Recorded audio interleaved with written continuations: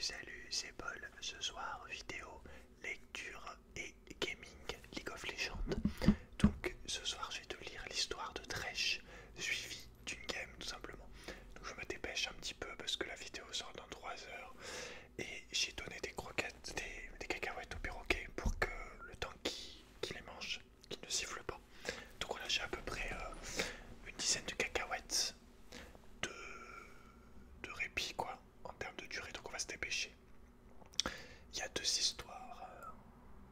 Donc let's go. Thresh garde au chêne. En sachant que maintenant le gaming c'est tous les mercredis.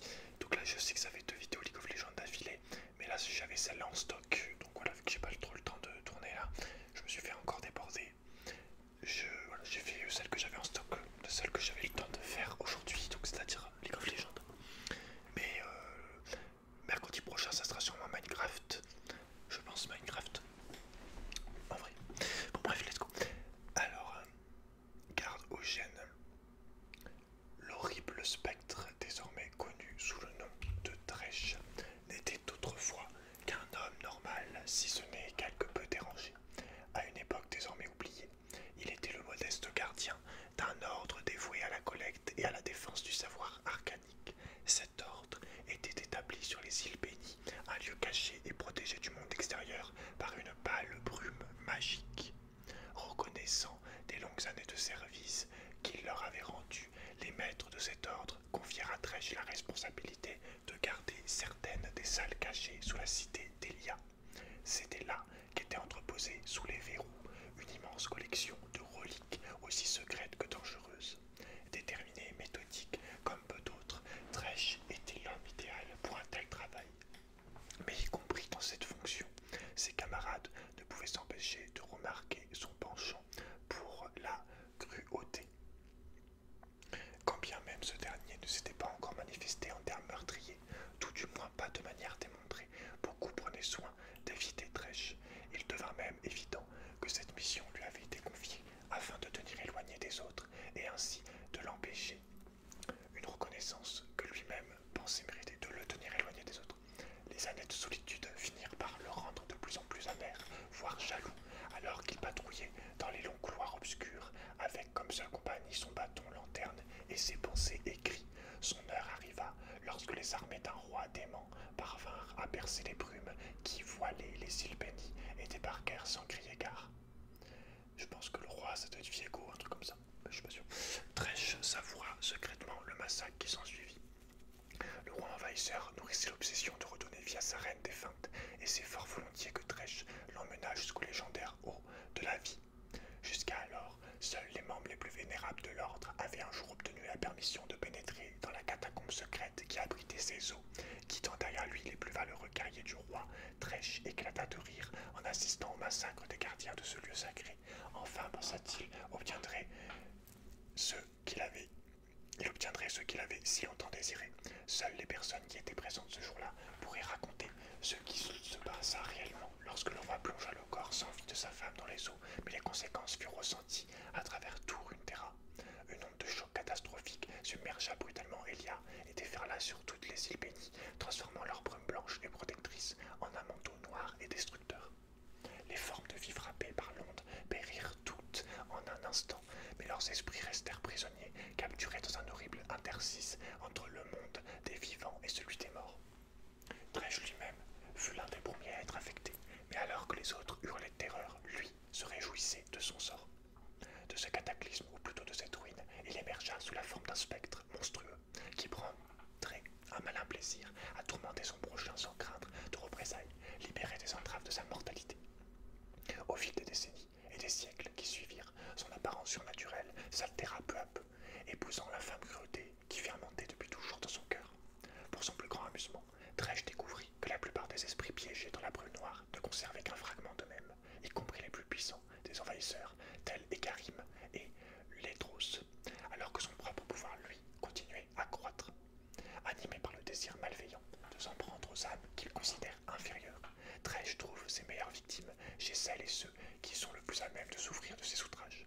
Aussi déterminées, résistantes et pieuses soient-elles, Il s'engage à les briser le plus lentement possible, en apprenant leur peur et leur faiblesse, et en jouant avec leurs sentiments jusqu'à leur dernier souffle. Ce n'est que lorsque leur existence est en lambeaux, leur être chair disparu, leur raison d'être perdue et leur dernière lueur d'espoir éteinte, que Tresh peut les enserrer de ses chaînes dans sa poignée immortelle. La mort pour autant n'est pourtant en aucun cas une libération, car le spectre arrache les âmes de chacune de ses victimes pour les emprisonner dans sa lanterne maudite, où elles deviennent, bien malgré elles, les victimes éternelles de ses tourments. Une seule âme parvint jamais à lui échapper, Senna, l'une des sentinelles de la lumière tant haïe, connut une mort regrettable lors d'une confrontation avec Tresh dans un lieu surnaturel oublié. Désemparé, son mari Luciane poursuivit cet être abject des années durant. Obsédé par cette traque sans relâche, il se laissa presque entièrement consumé par le chagrin et la colère. Tresh savourait ce spectacle. Cependant, alors que son âme était sur le point de céder à son adversaire, Luciane parvint à ouvrir sa lanterne d'un puissant coup vengeur, ce qui libéra Senna. Intrigué par l'étonnante force du lien qui unissait ces deux mortels, Tresh décida de leur accorder cette victoire, si insignifiante fut-elle, tant il savait pertinemment que la bataille qu'il menait entre la lumière et les ténèbres était loin de toucher à son terme.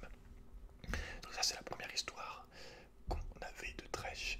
Et la deuxième, donc je vais te la lire, elle s'appelle... Parce que des fois c'est vrai qu'ils refont des histoires, donc elle s'appelle La collecte des âmes. Donc vraiment pour Tresh, par rapport à Tresh, si tu veux jouer Tresh en tant que support, je te conseille d'abord de regarder la vidéo de Nautilus. Parce que si tu veux Nautilus, ça ressemble un petit peu à Tresh, un petit peu, mais c'est plus simple. Donc je te conseille d'abord de regarder la vidéo de Nautilus pour apprendre à jouer Nautilus et ensuite de jouer Tresh, parce que Tresh, tu le verras dans le gameplay, c'est un perso très fort mais beaucoup plus complexe que Nautilus, beaucoup plus complet dans ses sorts en fait. Donc voilà, c'est plus fort en termes de polyvalence, mais c'est plus dur à jouer, vraiment. Et voilà, Tresh, c'est très fort, voilà, c'est très fort.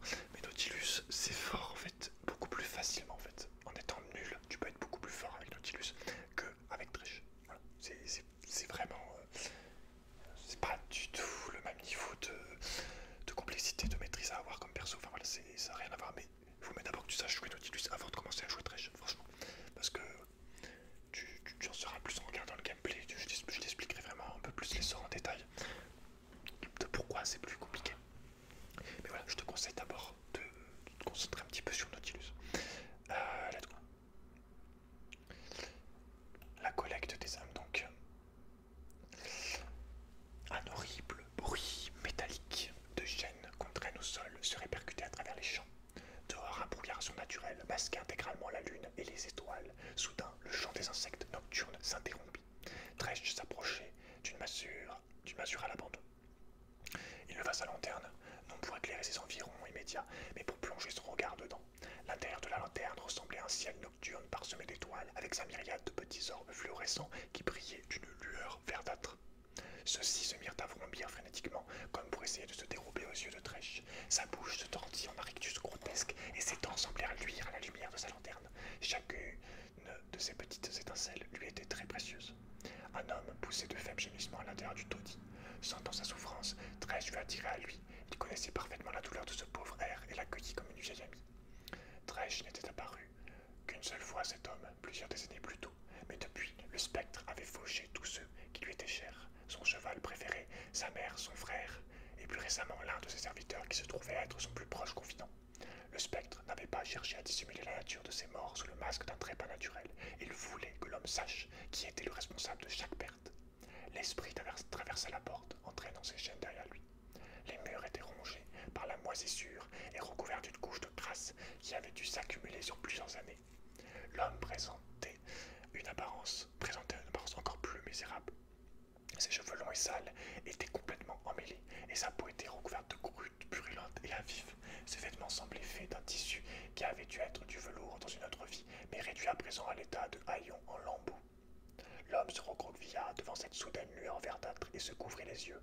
Pris de soubresauts incontrôlables, il se réfugia dans un coin de la pièce. « Pitié, non, pitié, laissez-moi » murmura-t-il. « Il y a fort longtemps, je t'ai choisi comme victime. » La voix de Tresh était rauque et traînante, comme s'il n'avait pas utilisé le langage des mortels depuis la lustre. « L'heure est venue de t'ajouter à ma collection. Je suis mourant, fit l'homme dans un souffle à peine audible.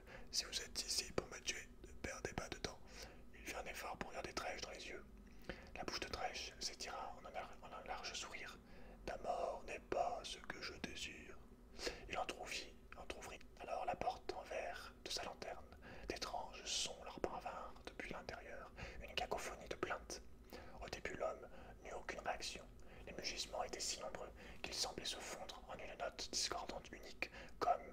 glissement d'un outil de métal rayant une surface en verre, mais soudain ses yeux s'écarquillèrent avec horreur lorsqu'il reconnut certaines des voix qui criaient au cœur de la lanterne du spectre.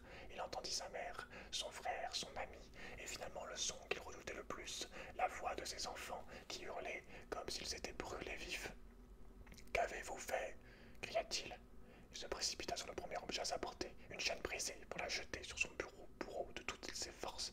Celle-ci traversa Trèche sans lui causer le moindre dommage, et le spectre éclata d'un rire sans joie. L'homme se jeta sur lui dans un élan de furie aveugle. Dans un claquement métallique sinistre, la chaîne du spectre fendit l'air en un éclair comme un serpent. Le crochet vint se planter dans le torse du mortel, brisant ses côtes pour le transpercer en plein cœur. L'homme tomba à genoux, le visage déformé par une délicieuse agonie.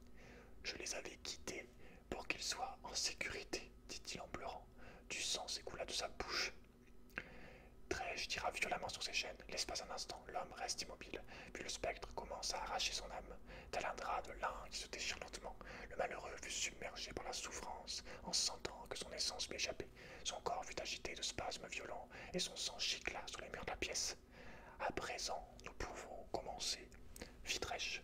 Il se saisit de l'âme ainsi capturée qui brillait intensément sur le crochet de sa chaîne et la fit prisonnière à l'intérieur de la lanterne. Le corps vidé de sa victime s'effondra sur le sol et Trèche quitta les lieux. Le spectre suivit les remous qui agitaient la brume noire et s'éloigna de la maison en ruine, sa lanterne tenue bien haut devant lui. Ce n'est qu'après le départ de Trèche, lorsque le brouillard se fut dissipé, que les insectes reprirent leur chant nocturne et que les étoiles se remirent à briller dans la nuit noire. Voilà. Très très bonne histoire. Ça donne envie de jouer Trèche, mais j'ai pas le temps. Donc je vais je vais te monter là. Je vais te monter la vidéo du coup. Et puis voilà. N'hésite pas à me dire ce que tu as pensé de cette vidéo. Si t'aimes bien à nouveau qu'il y ait des vidéos League of Legends plus lore, ça fait plaisir en vrai, je trouve. C'est plus intéressant quand même. Comme ça après quand tu joueras ton perso, tu en sauras un peu plus. Tu ne verras peut-être un peu différemment le perso parce que il y a des sorts que tu comprends mieux en fait, où tu peux dire au moins d'où ils viennent, ou tout simplement le personnage, son histoire, comment il a pu être comme ça, ou qu'est-ce qu'il était avant d'être ce qu'il est maintenant dans le jeu, ou qu'est-ce que sont ses objectifs, ou qui sont ses ennemis ou ses amis. Tu vois. On est parti avec Trèche, support. Donc Trèche, très bon support. Comme Nautilus, mais en plus complet, en plus complexe aussi, donc plus fort, plus de polyvalence égale plus fort, mais moins facile à jouer. Voilà, mais c'est mieux, je vais t'expliquer pourquoi. Pendant la game, mais déjà basiquement, le fait... est-ce que je peux mute les mecs parce que... Le fait de voir, de pouvoir choisir quand tu attrapes quelqu'un, de pouvoir y aller ou pas, de pouvoir foncer sur la cible ou pas, ça fait toute la différence parce que si les mecs sont trop nombreux ou que t'as pas envie d'y aller parce que tu sens un danger, n'importe quoi, tu peux y aller. Tandis qu'à la différence de Nautilus, quand t'as attrapé quelqu'un, tu vois. Donc c'est déjà énorme la différence là-dessus au niveau de langage quoi. Le hook, je pense que aussi, évidemment, enfin c'est sûr en fait, au niveau de la hitbox, le hook de Trèche est moins gros, puisque non, on n'a pas cette forme d'encre, on a vraiment un truc droit, donc moins haut, moins grand, moins large. Alors après, au niveau de la portée, peut-être un petit peu moins aussi. Faudrait mesurer en fait, en vrai, faudrait vraiment mesurer, prendre une règle. Il est peut-être un petit peu plus court, je pense également. Donc ring de par ça aussi, c'est vrai que c'est plus simple à jouer vu que le hook est plus facile à toucher hein, en quelque sorte. Bon là directement, quand on parle du hook, il est là sur le brand. Bon, au début ça va être un petit peu compliqué, la Samira va se prendre pas mal de boules de feu dans la gueule et voilà. Comme je viens de dire, les gens sont pas très forts pour esquiver les sorts. Moi la différence tu vas voir, le seul moment où je vais mourir ça sera un troll où j'étais en train de faire autre chose ou je sais plus, enfin j'étais plus concentré. Mais quoi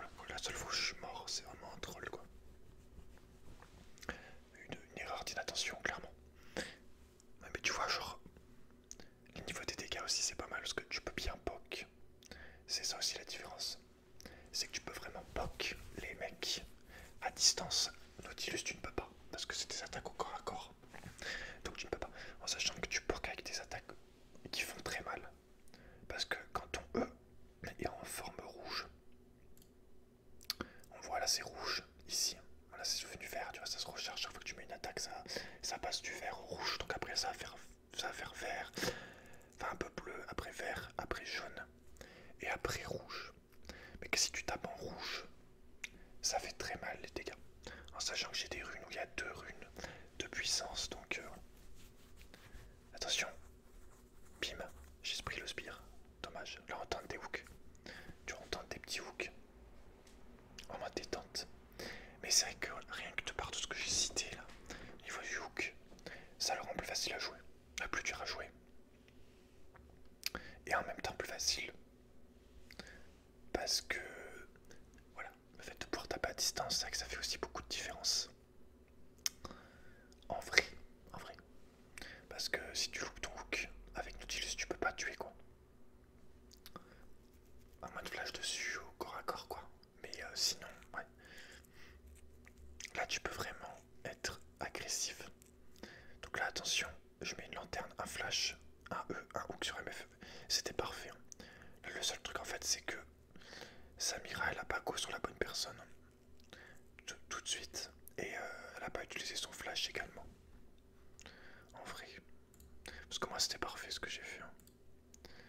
Mais genre là, Samira, tu vois, je sais pas pourquoi elle fait un combo surprendre. C'est juste pour ça qu'elle meurt en fait. Et encore, on a eu de la chance que j'ai mis l'embrase et que je le termine parce que sinon, la Samira s'en sortait. Mais là, clairement, ouais, c'est une erreur de. C'est une erreur de Samira. Et là, tu vois les dégâts que je mets, bim, voilà, tu vois un petit peu. Sans vitesse d'attaque, tu vois. J'ai failli le tuer. Donc voilà. Mais ouais, bon. Là, ça aurait été peut-être plus facile si j'avais joué en duo avec le ADC. Enfin, ça peut être toujours mieux, quoi. Moi, je lui aurais dit focus MF, quoi. C'est un petit peu bizarre qu'il ait focus le brand en vrai, mais bon, ça, c'est les gens, ils sont pas. Des fois, ils sont bizarres. Mais c'est vrai que c'est bizarre, tu focuses pas le mec que j'ai. Enfin, tu focuses le mec que j'ai hook, que j'ai attrapé, quoi. C'est bizarre. Vraiment, en vrai, vraiment. Chelou, vraiment chelou. Sur ça, j'ai pas compris comment elle est morte. Maintenant, je comprends mieux. Quand tu regardes les ralentis, tu comprends mieux les choses. Donc voilà. Sinon, ce qui est très fort, évidemment, avec Thresh, ce qui le rend beaucoup plus puissant, outre le fait de pouvoir choisir de go ou pas, de taper à distance, c'est évidemment sa lanterne, qui est un sort complètement fumé, parce que la distance, elle est énorme. Et voilà. Tu peux t'échapper, en fait. Enfin, tes alliés peuvent s'échapper de très très loin. Tu peux être tranquille en lane, même s'il y a le jungle adverse, si toi tu restes un petit peu en arrière. On voit, c'est ce que je fais depuis tout à l'heure, je reste un petit peu en arrière. Enfin, tant que j'ai pas l'embrasse, je go pas, tu vois. Pas trop, quoi. Mais voilà, le fait d'avoir constamment cette possibilité de s'échapper, c'est trop fort. Évidemment, aussi pour ton jungle, pour quand il vient, quand il gank, pour le faire venir vite. Mais c'est abusé. Enfin, il est en train de s'abuser. Sachant que ça donne le bouclier également. Ça te permet évidemment également, ce qui est assez important. Bon, là j'ai fait mon hook malheureusement, mais là elle est encore morte pour rien en vrai. En fait, elle reste trop. Elle reste trop en mode détente. Mais ouais, le fait d'avoir un bouclier avec une très très longue portée, c'est aussi très puissant. Même si ça paraît bête. Mais grâce à ça, tu peux avoir des assistances très facilement. Donc au niveau de l'or, c'est fou quoi. En tant que sup, c'est moins difficile, moins facile d'avoir de l'or. Ok, le hook qui touche. Tu vois là, j'attends vraiment le maximum pour y aller. Et après, je recule. Et je meurs pas. En faisant craquer un flash à prendre. Donc ouais. C'est là que ça fait toute la diff en fait. Parce que là, tu vois, j'ai pu surprendre un petit peu. Tandis que si ça avait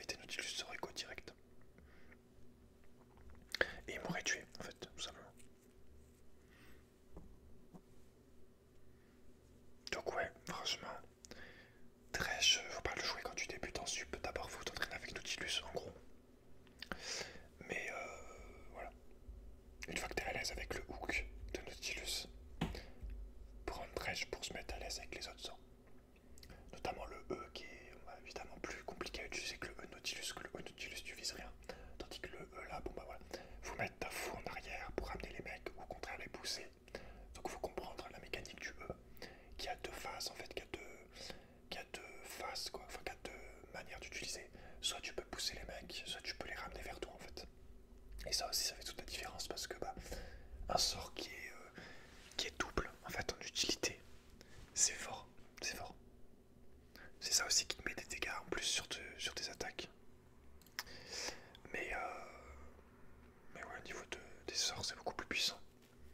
Donc là, Nadiana, je sais qu'elle est là, donc tu vois, je lui mets juste un petit hook pour l'embêter. Il n'y a pas besoin de... C'est juste pour lui montrer. Ça fait quelques dégâts. Moi, j'en prends un petit peu, mais c'est pas beaucoup. C'est pas beaucoup. En sachant que j'ai acheté directement après un pack. Parce que j'ai fait mon premier achat à 8 minutes. J'ai acheté des bottes de mercure. Avec un cristal de rubis, parce qu'il y a beaucoup d'AP en face. On a Vel'Koz, Diana et Brand. Donc je peux te dire que mon stuff, avec énormément de résistance magique, on va être très content de l'avoir. En vrai.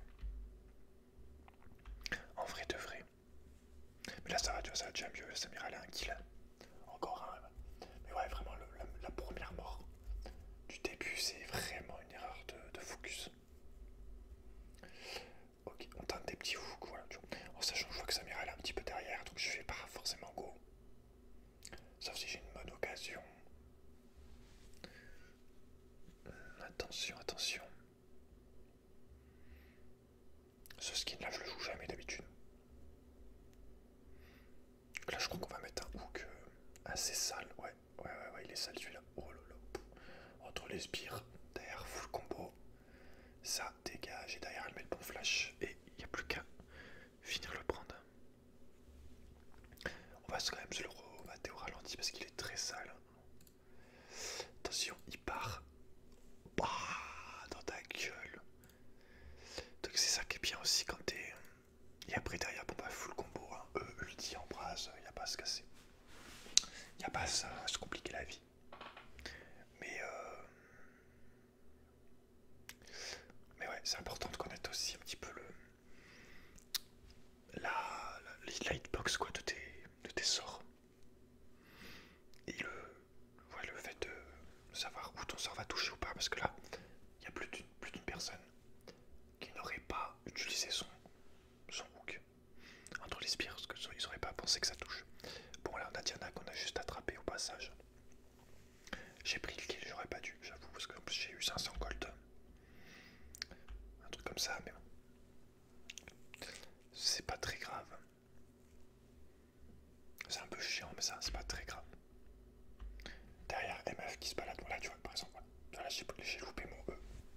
C'est là la différence, c'est que les sorts sont plus facilement loupables. Mais là, je l'ai loupé, en fait, je l'ai fait trop tard. J'aurais dû le faire maintenant, en fait. Voilà, au moment où je l'ai fait, elle était déjà partie trop loin. D'ailleurs, attends, je vais regarder un truc. Est-ce que j'aurais pu la hook en vrai? Ouais, non, là, la hook était compliquée avec les spiens.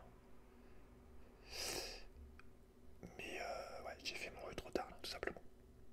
Donc c'est vrai que le E, c'est peut-être le sort le plus dur à utiliser, en fait, finalement, parce que... En sachant que, tu vois, le E marche, faut bien penser que le E marche bien avec ton ulti. Parce que ton ulti, tu vas mettre 4 murs qui font des dégâts quand l'ennemi la traverse et elle est ralentie de 100%, donc quasiment elle bouge plus.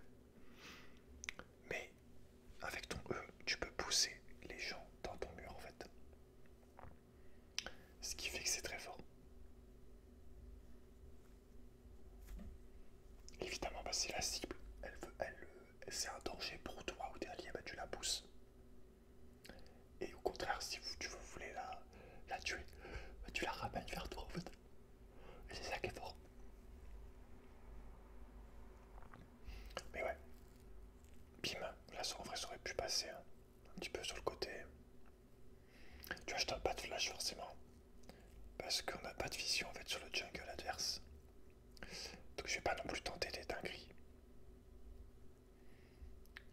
Ouais, il y a Samira qui est là. Voilà, tu vois. Petite lanterne. En fait, ce qui est bien, c'est que la lanterne, c'est vu que les ADC souvent sont nuls. Bah, tu peux les sauver avec la lanterne facilement. Voilà, tu vois le flash, hein, tout simplement. On va regarder cette action quand même. Bon, malheureusement, Samira est morte. Je crois qu'elle est morte. Attends. Donc là, tout simplement, attends, je vais remettre.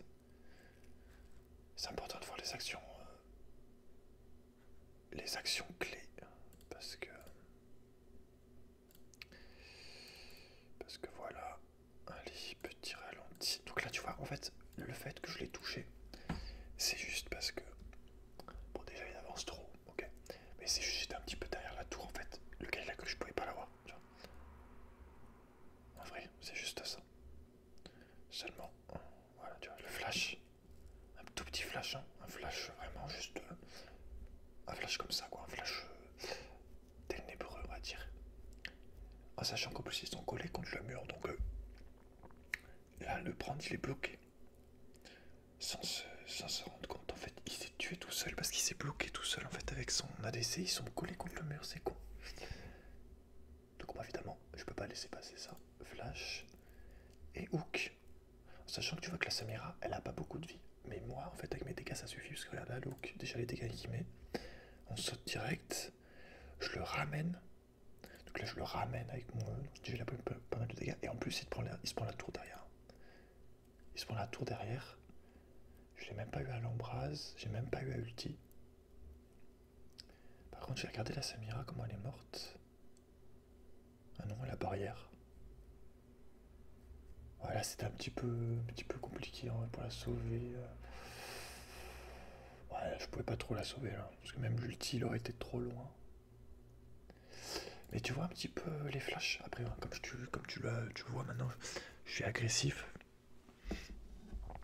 Je suis aussi agressif que passif. En fait, le but c'est de savoir être agressif dans les bons moments et passif dans les bons moments, tout simplement. Il y a des moments où tu peux pas te permettre de faire forcément des flashs. Si tu veux jouer correctement, ouais. Selon les infos que tu as sur la carte, tu ne peux pas sauter. Mais des moments comme ça où les mecs ne respectent pas, je suis obligé de sanctionner en fait. Mais tu vois, c'est important là où tu te positionnes. Parce que se coller contre le mur comme ça, sans spire contre un trèche, pas loin de la tour, c'est du troll clairement. Alors qu'en plus ils étaient déjà en 1-3, enfin, tu vois. Mais c'est ça qui est bien du coup, parce que vu que t'es loin, les gens n'ont pas l'impression en fait que tu vas pouvoir les attraper. Là, clairement, ce hook, je crois que j'ai voulu hook Diana et ça a touché l'autre. Là, on va lui mettre. Je peux pas lui mettre le E et la flash. Je mets sur Diana, du coup. On met l'ulti derrière, qui n'était pas forcément utile en vrai. Et le petit hook sur l'AMF.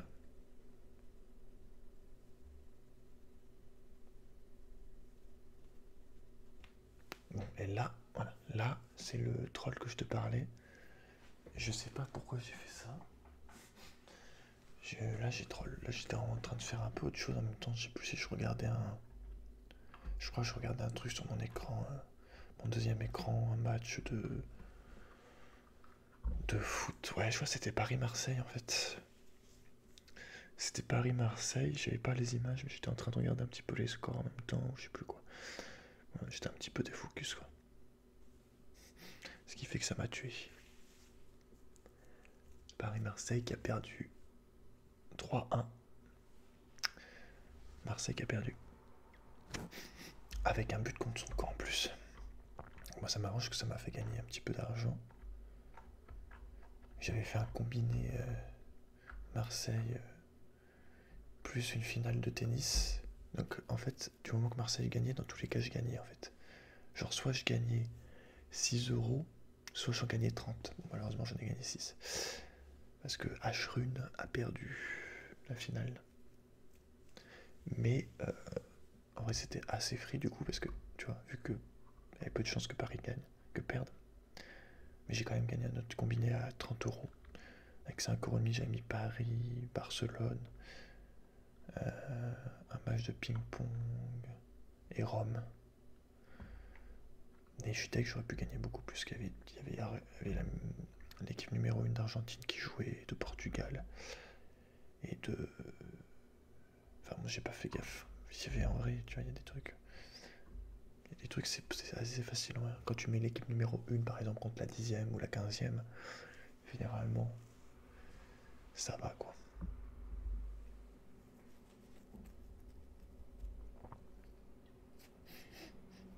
Il y a toujours des risques, mais statistiquement, c'est ok quoi.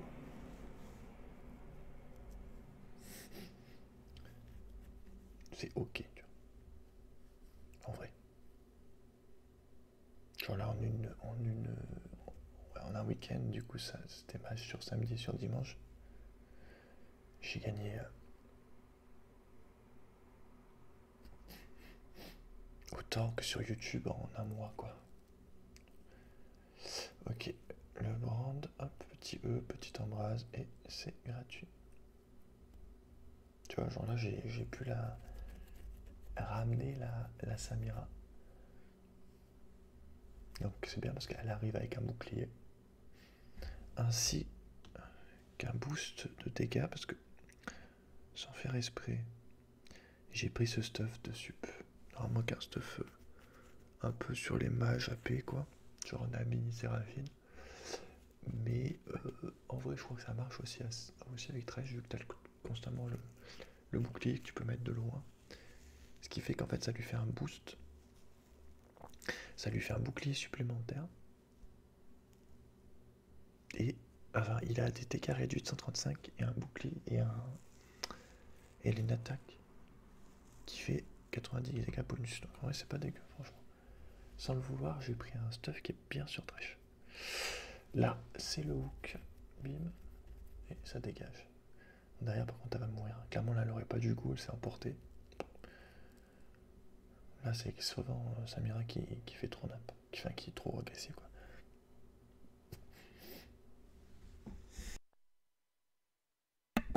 Et derrière, Viego qui ramasse le grand brûlé. Bard. Brand, putain, j'ai du mal, je confonds Brand et Bard, parce que vu que j'ai joué, vu que je dois commenter une game de Bard aussi, ce qui est assez rare, et là j'ai fait 2 bonnes games avec Bard.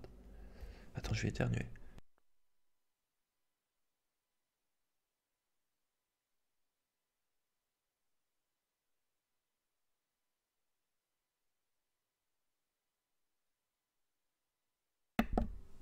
En fait, c'est le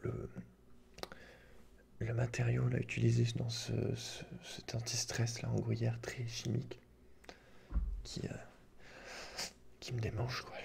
Le mucus des naseaux. Ça me le titille, tu vois. Mais non, généralement, Bard, je joue pour troll. Mais là, je l'ai joué sérieusement, c'est-à-dire en mode on bouge beaucoup sur la map. Donc ouais, là 2 games de win, en vrai c'est un champion fan. Mais il faut quand même avoir un ADC un minimum intelligent, quoi, indépendant. Parce que sinon il a tendance à mourir tout seul. Il va pas comprendre à voir que tu bouges à droite, à gauche, chercher des petites carillons, quoi. Petits carillons. C'est un perso assez fun, en mode à la cool, très très agréable à jouer pour toi. Mais qui pour l'ADC peut être énervant. Si tu sais pas le perso, en fait, si tu connais pas son type de gameplay. Qui est vraiment très fun, quoi. Très très fun. D'ailleurs, j'ai pas de skin sur Bard. C'est juste en violet, mais c'est trop moche, quoi. Skin de base en violet, très très moche.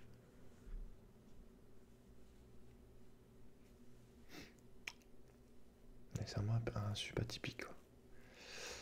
Un sup un peu jungle, on va dire, en vrai. Mais moi, ça me correspond vu que de base j'étais jungle, enfin vraiment jungle sup les 2 plus gros rôles. Donc bon, là on a Diana encore une fois qui passait malheureusement dans sa jungle. Seulement on était là. C'est pour ça que c'est important aussi d'enfoncer le clou quand t'as l'avantage. Là, tu vois, j'attends vraiment le maximum le hook. Parce que l'air de rien, tu vois, on dirait pas, mais le fait d'attendre un petit peu le hook, ça donne plus de temps à mon équipe pour revenir, tu vois. Le Veigar, là, vu qu'il était à côté, tu vois, il a eu peut-être une seconde de plus pour se déplacer, mais ça fait la diff. Évidemment, bah, du coup, à la différence de Nautilus, le hook passe à travers les murs, donc ça fait un autre avantage, quoi. Là, on va mettre un petit shield. Non. Là, c'est dommage, je l'ai pas mis avant. Je voulais mettre le hook à tout prix. J'ai loupé une assist, mais c'est pas grave. Sachant qu'on a 3 dragons, donc tranquille. Mais c'est voilà, de manière générale, il est quand même plus fort le Thresh parce que ses sorts ont plus de, de polyvalence quoi. Ont plus de situations où tu peux les utiliser en fait tout simplement. Avec le fait d'avoir un hook qui traverse un mur. Voilà.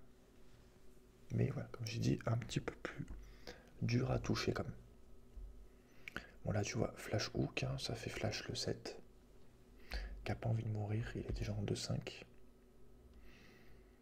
Ils sont tous feed, enfin ils sont tous morts beaucoup de fois en face. Ça fait le quoi ça, putain, à peu près, ça va quoi.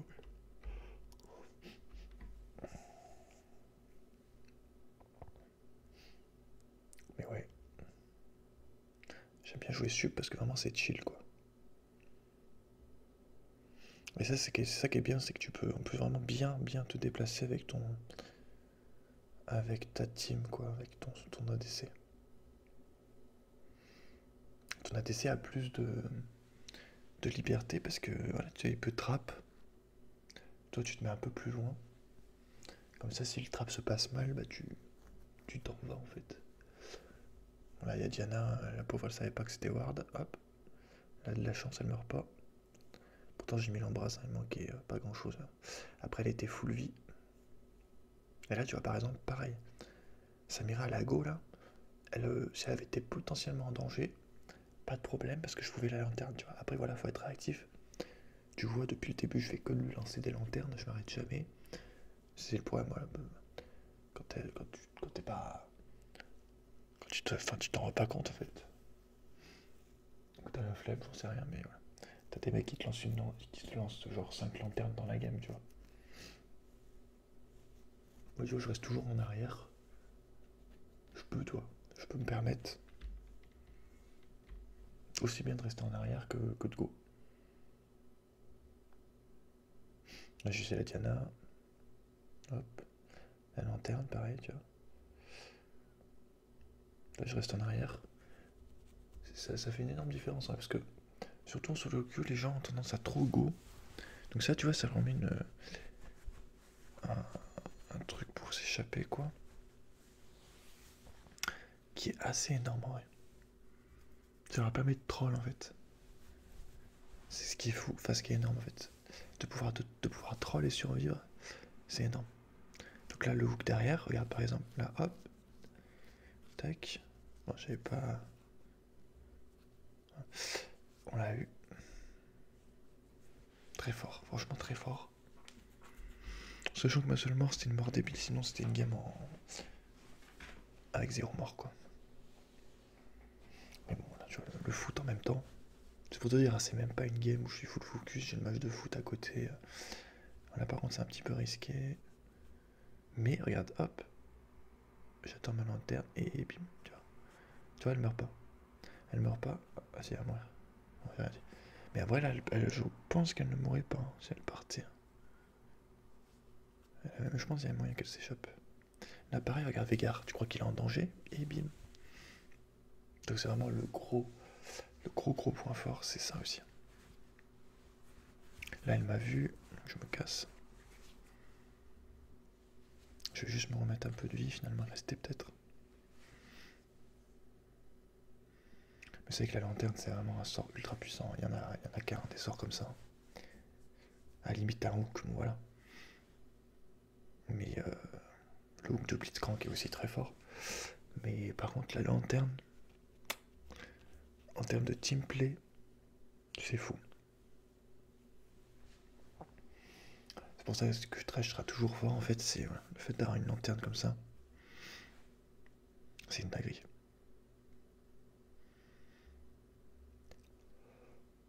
Franchement, c'est juste une dinguerie.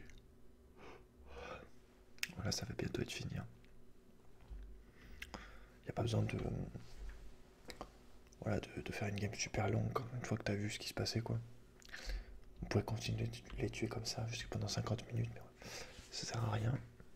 Le quatrième dragon qui va arriver, donc il va nous donner une augmentation des boucliers supplémentaires, plus des dégâts réduits quand t'as 50% de vie, donc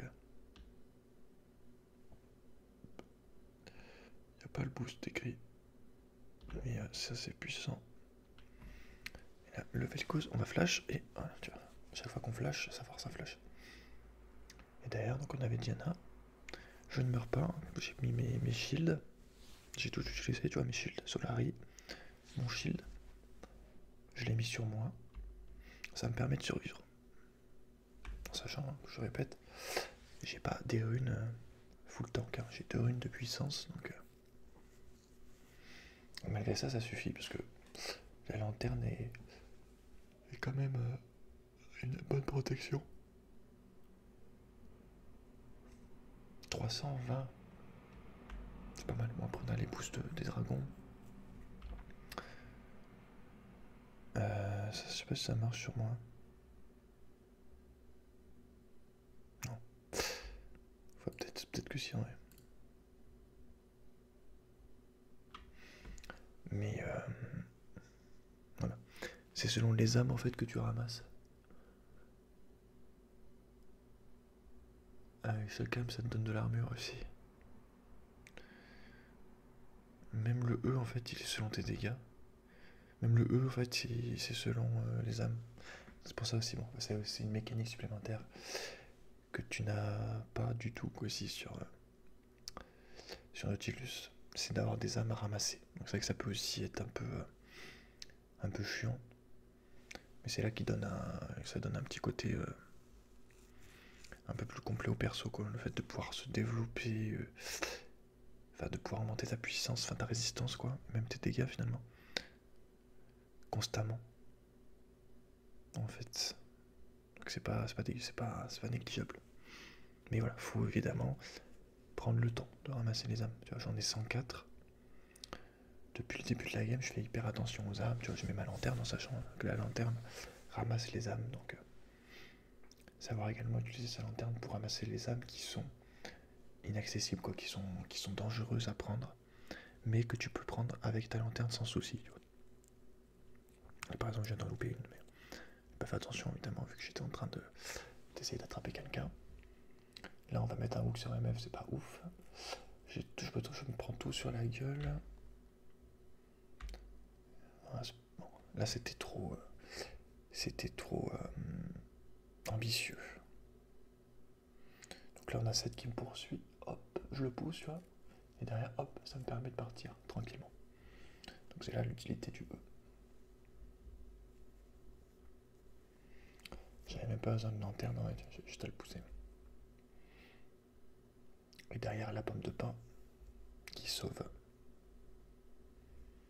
Mais bon, 28 minutes, 3 énigmes de PT. C'est compliqué quand même. C'est compliqué pour eux. Oh. Compliqué. Mais voilà, en vrai, c'est tranquille. Vraiment. Ça fait longtemps que je l'avais pas joué Thresh, mais ça s'oublie pas. Quand tu joues un perso depuis des années, même si tu le joues qu'une fois par semaine, une fois par mois, même une fois par mois, t'as quand même des automatismes qui restent. Surtout quand tu fais ça depuis 10 ans. Je crois que Thresh est le premier stup que j'ai joué vraiment. Avant Nautilus, il me semble. Je sais pas, c'est peut-être Morgana ouais, avant Thresh.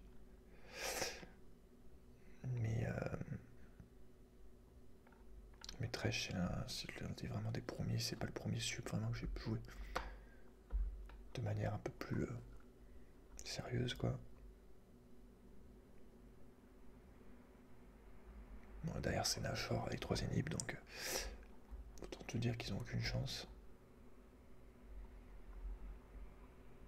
C'est vrai que la lanterne, ça donne une tranquillité, quoi. Des possibilités à ta team folle, quoi. C'est ça qui est trop fort avec Thresh, en fait, c'est que tous ces sorts, en fait, tu regardes tous ces sorts, sont mixtes, en fait, mais vraiment mixtes dans leur structure, quoi. Ils sont aussi bien défensifs que agressifs, parce que, bon, le hook, tu vois, tu peux stop hook que les gens sont engagés. La lanterne, bon, voilà, ça fait un bouclier, mais tu peux soit faire une lanterne pour faire venir un mec et engager, soit faire une lanterne pour faire venir un mec et partir. Le E, tu peux soit ramener les mecs vers toi, soit les pousser pour qu'ils s'en aillent, quoi. Et l'ulti, pareil, bah, ça autant ça bloque dans les deux sens, quoi. Que ça soit bloquer, une team dangereuse, ou au contraire enfermer une team. Donc voilà, Thresh est extrêmement puissant au niveau de sa polyvalence, tout simplement. En comparaison de Nautilus, tu vois, c'est pour ça que Nautilus, je te dis, pour débuter, c'est bien en tant que sup agressif. Mais après, voilà, je te conseille, si tu veux un petit peu peaufiner, de quoi, avoir un petit peu plus de variété, quoi, joue Thresh. Puis d'abord, voilà, faut bien gérer Nautilus. Parce que c'est pas du tout les mêmes sorts, tu vois. Mais ouais, pour commencer un sup qui ressemble un petit peu, si c'est pas vraiment. Ouais, t'as quand même le shield. C'est pas le même shield, tu vois, mais. C'est très puissant, franchement. Il y a des gens qui montent que avec Thresh, hein, donc c'est pas étonnant. En vrai. On va s'arrêter là. Donc j'espère que ça t'a plu. Faut pas que j'oublie de faire ma liste des persos qu'on va lire l'histoire. Même si je pense qu'il y aura quand même beaucoup plus de sup. Parce que ouais, jungle ça m'énerve en fait. Devoir bouger de partout, tout ça là. Bon, en tout cas, je te laisse.